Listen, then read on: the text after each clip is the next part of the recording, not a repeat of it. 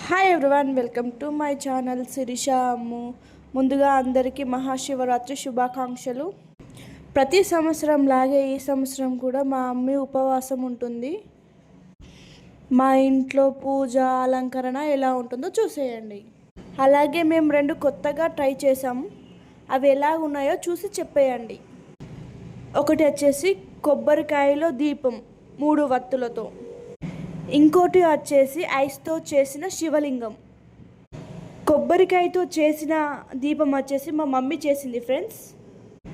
ఐస్తో చేసిన శివలింగం వచ్చేసి నేను చేశాను.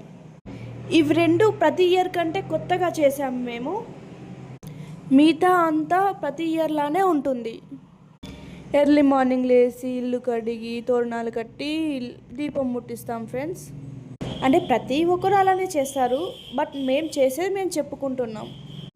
దీపం పెట్టుడు అయిపోయినలే మా మమ్మీ మార్కెట్కి వెళ్ళి ఫ్రూట్స్ తెచ్చింది. ఏమేమి ఫ్రూట్స్ తెచ్చింది అంటే grapes, cucumber, sweet potato, orange, banana and corn.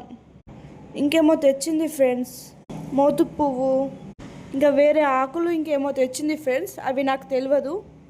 అవన్నీ తెచ్చిన తర్వాత పూజకు సంబంధించిన అన్నీ అక్కడ సెట్ చేసుకుంది ఫ్రెండ్స్. ఫ్రూట్స్, మట్టితో చేసిన చిప్ప అవన్నీ సెట్ చేసుకొని రెడీ చేసుకుంది.